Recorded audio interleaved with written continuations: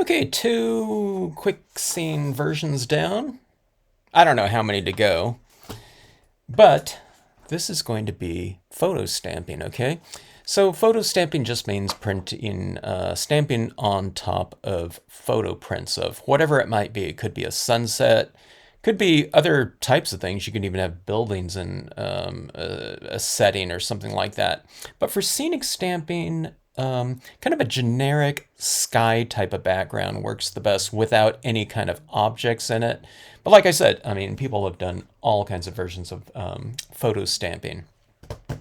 Sky photos, cloud photos are free for download on my Flickr account, and you can download and print them off on your home inkjet printer, or I just have an entire pack of them printed out at Costco. These days, Costco online. In previous years, with Costco photo departments, you can just print out there and go and pick it up at the store.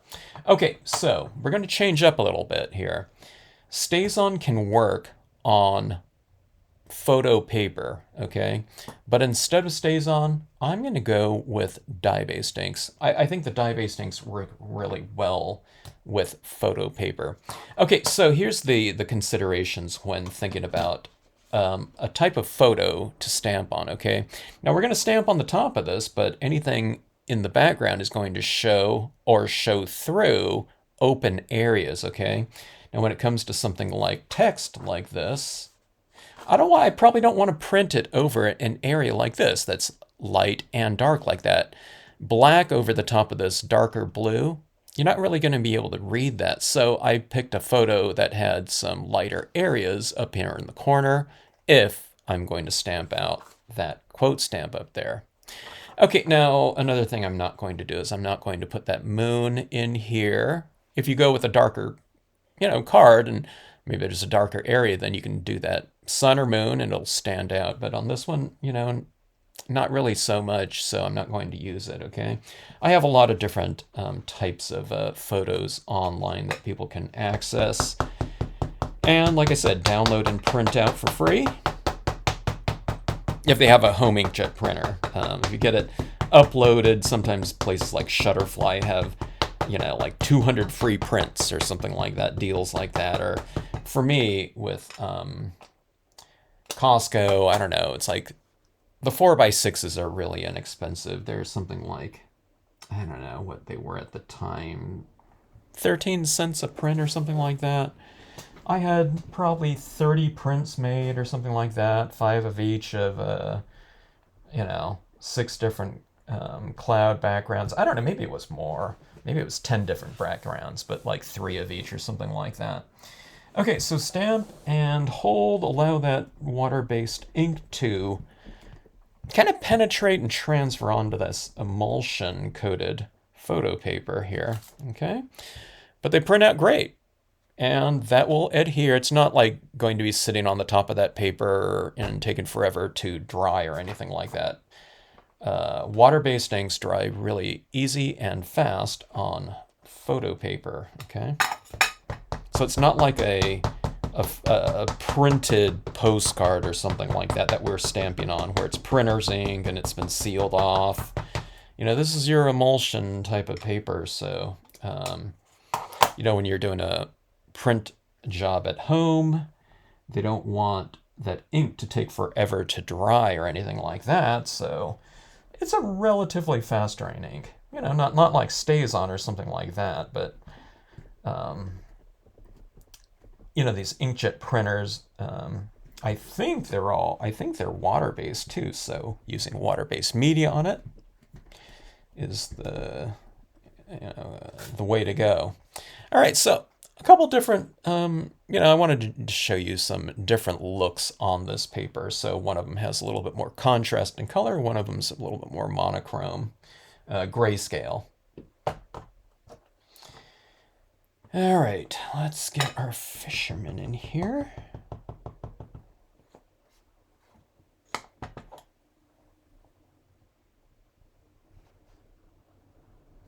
Let me see something here. I think I have my fisherman mounted a little crooked on my block here, so I'm angling it accordingly.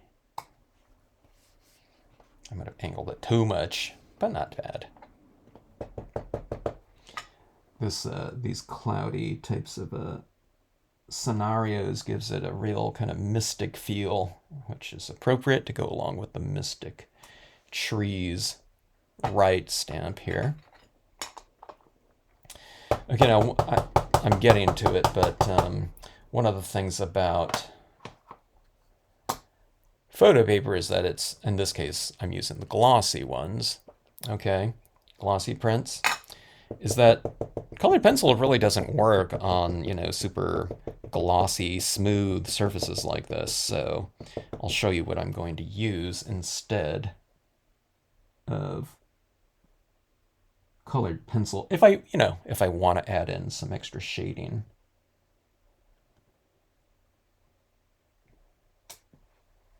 Okay, quote stamp up there.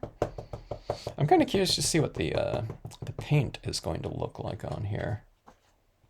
You know, the acrylic paint pens. I mean, I've used that in the past, but I don't know if I've used it in combination with this tree and kind of in a real minimal type of application. All right, what are we at? We're at 627 here, and the stamping's already done on this. But, you know, these, it looks like all images are just kind of floating on the surface, right? So, it's going back to what I was saying, where I normally add in some shading with a colored pencil. In this case, I'm going to switch up and we'll go with a couple alcohol pens here, okay? So let's see. That ink looks pretty dry. That's a water-based, dye-based ink, so I'm going to use some alcohol pens right here to just add in a little bit of extra shading, okay? And the alcohol pens, as long as your imagery is dry, it won't smear your water-based imagery. And it looks like it's, you know, it's dried up enough on the surface where I'm going over it with this pen here, the alcohol pen, and it's not affecting it, you know, negatively in any way. Okay, now this is a real, well, not super light, like a 20 or 30% gray maybe. So I'm just starting off with this one and adding in some darker elements. I'm kind of reiterating my shading scheme on the stamp design itself. And let's see, let's go with a little bit of a darker gray, or here, I picked out a blue. Maybe this is a little bit too bright at this point in time, especially for this grayscale one. But let's try here. One of the fun things about these pens is that we often have multiple shades of them. Okay, let me go a little bit of color on this one.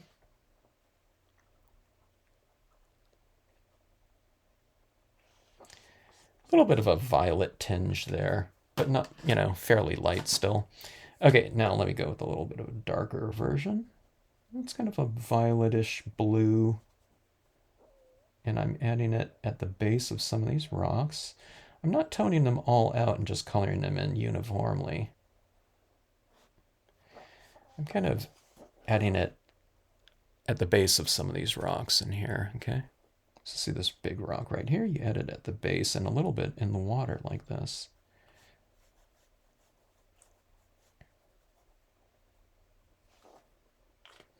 Here's a little bit of a brighter blue. Now, as I'm doing this, a lot of this ink is staying right on the surface, so I'll be able to blend it, you know, with a blender pen, or in my case, I often use a lighter version of that color. I might even go back to that gray that was already applied on there. A little bit more of a bluish tinge on this one. On this one, it really blends in because that's more blue. But I think I will go back to that previous gray right here. Okay, and I'll do a little blending in, and it's kind of putting the blue back into solution that I just used, and it's blending it out a little bit more, or a lot more actually.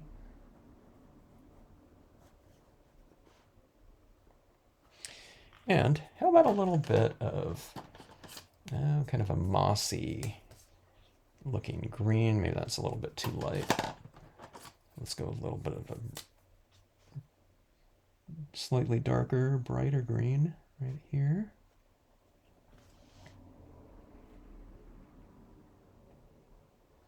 And I'm blending it in. I'm blending it over the blue that was used, the gray.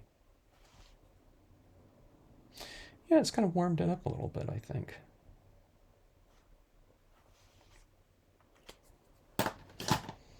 All right, let's get into some different, I don't know, colored tones, and let's see what this looks like here.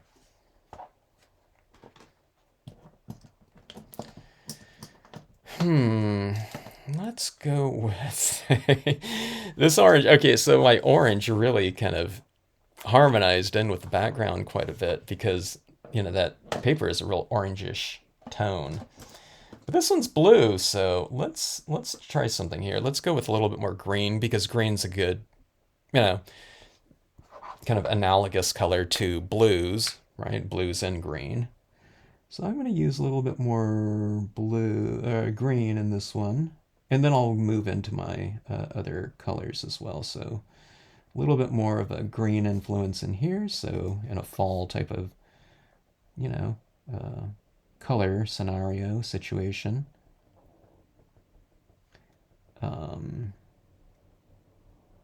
We'll have it a little bit more, maybe early fall or something like that.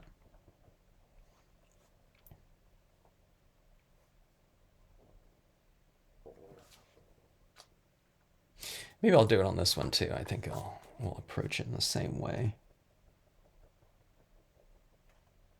I've made some of these photos. Some of the photos I've really kind of taken a lot of the color, blue, you know, in this case, the skies and clouds, out of the file and made it more grayscale. And that's just so because if we use photo stamping and we use more of one of these kind of more monochromatic ones, you can add whatever colors you want over the top of it.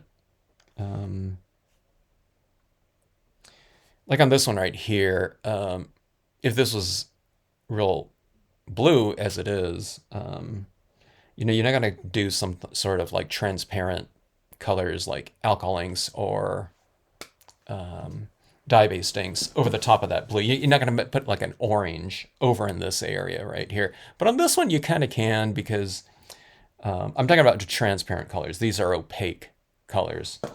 So in other words, the grayscale ones are a little bit more universal in terms of what colors you can color them, okay? You know, because gray is more of a neutral, you know, base. All right, so here comes some of those orange tones. Yeah, it really stands out. Your pen usage on photo paper really stands out, okay, because it's not really absorbing into the surface, at least very much. You know, your inks are really staying on the surface, so you know you add that in, and what you see is what you get.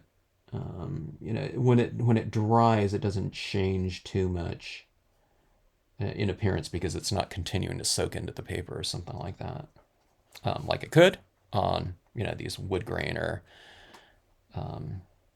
like vintage papers that I've been using. On cardstock, yeah, it dries darker usually. You know, if you're putting the dot over a, you know, a dark area, it gets a little bit more translucent to transparent. It moves in that direction. It's still, you know, it's not completely transparent, but it's just more, you know, on that opacity scale. It moves in the direction of transparency. All right, so that is the orange in there. I think it's looking pretty decent in terms of, I don't know, just kind of the overall visual harmony with the background. All right, so do we go with a little bit of a brighter yellow, or should I use the more of that mustardy one? This one's like a super bright canary. Let's keep it a little bit more, not subtle, but slightly more muted.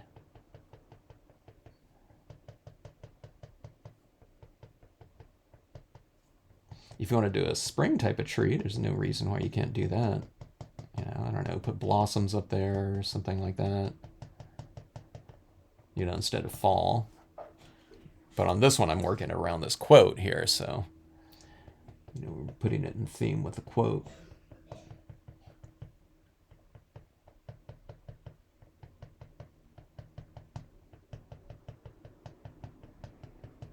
I'm going with a little bit more yellow on this one, I think.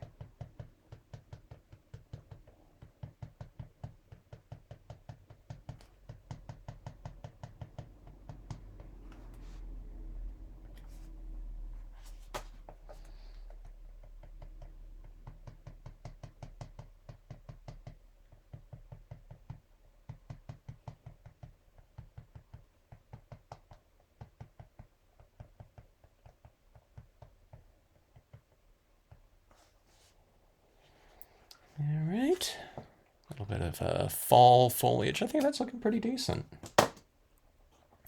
Let's try something here. I'm trying something a little bit, I don't know, kind of slightly different from scene to scene as I'm doing these pieces on different papers, but let's try a little bit of let's go with a little bit of deeper red. I think the deeper red look pretty good, but I'm not going to do it with a 3mm here. I'm going to use a 0.7 extra fine. Just so it's, you know, I mean, I can kind of get the gist of what this is going to look like, you know, in a smaller application, which is never a bad idea. Especially if you're not sure, you know, you want to test things out. Test things out in your stamping lab. But see those little tinges of red? I think that looks pretty decent. It's darker, so maybe I'm doing it at the bottom of the branches.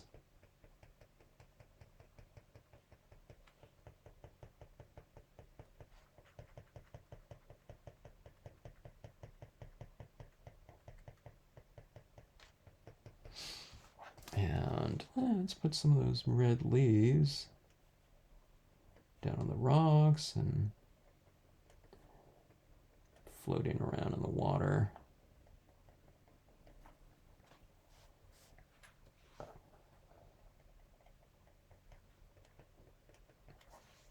It's kind of interesting having that quote up there and just that little boat right there. It does have a kind of a tranquil,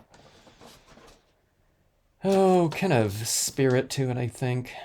Okay, so, these clouds in here are kind of, you know, they're white here, but I'm going to use my tan still. A little bit more of a mellow, you know, slightly darker but warmer tone than white. White's a good way to go. I don't know. I'm probably just using this tan one a lot these days because I've been using like a white highlighter for, I don't know, 25 years probably.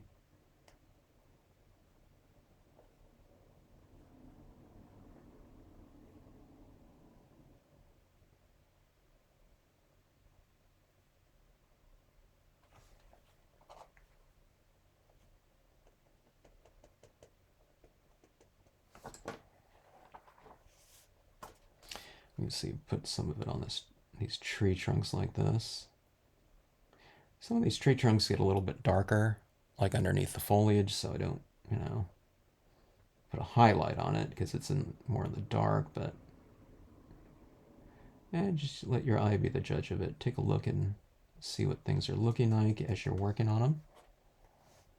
You know, and you can say we're always looking at our pieces, but sometimes we're just kind of concentrating only on the details, so kind of get a good idea of how things are looking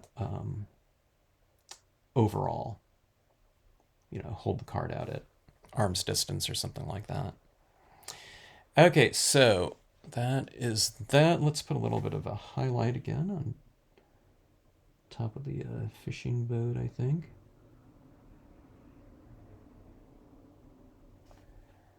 Puts a little lighting into it.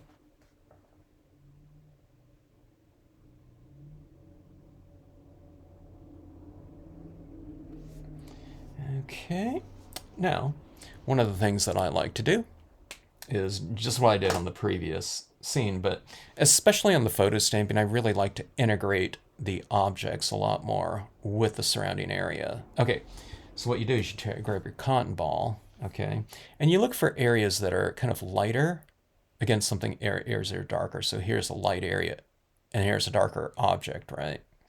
So that's a perfect spot to transition lighting into our objects. It's where light meets dark. If this was all, like up here, it's dark against dark, okay? I mean, there's a little bit of the cloud behind there, but for the most part, you know, it's dark against dark. Okay, so what you do is you take some of this. Now my ink pad is really kind of dry. Here's light against dark right here, so putting a little bit of this down here. My white ink pad is fairly dry, so I can just go straight into it, but you might want to dab off a little bit, or a lot, especially if you put a lot of ink on your cotton ball. But just do it nice and gradually, okay? See, I'm tapping it in the lighter area, and then I'm moving up a little bit. So it's tapping, tapping, tapping, and then you kind of move it up a little bit. And then what you do is you don't put it everywhere. You kind of oscillate lights and darks within your given space. See that right there? Let's put a little more out here, maybe. And see, it kind of just sits in the scene a little bit more when you do these little types of tweaks like that.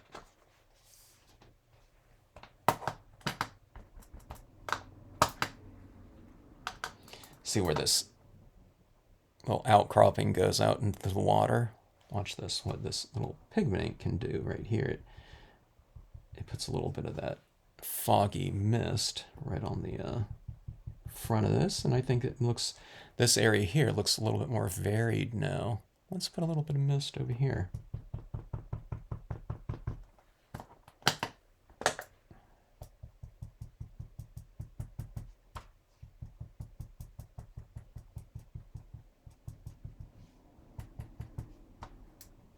Here's some areas where light meets darker. Put it in the trees if you want. Soften up some of those tree limbs. You can put a little mist amongst the trees right in here. But adds a little softness, which is texture. Adds a little bit of lightness into a darker area.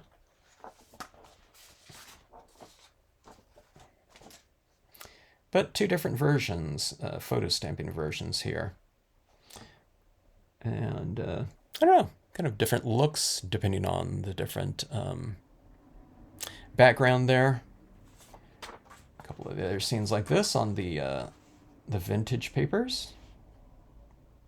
By the way, these scenes right here would look great now that I think about it as a mirror card. I would put the mirror, you know, the foil right up to the base of this, and I think that'd look pretty good. Maybe we'll do a version of that. But anyways, 4 different looks here for the same composition, except no moon in the lower portions. I don't know, I guess you could put one there. It'd probably look like a sun or something like that. But all really fun stuff. So let's see, what are we at? 24 minutes right here. So, I don't know, roughly 12 minutes a card or something like that, I guess. Fun stuff. Thanks so much for watching. If you like this video, hope you hit the like button. And thanks very much for tuning in.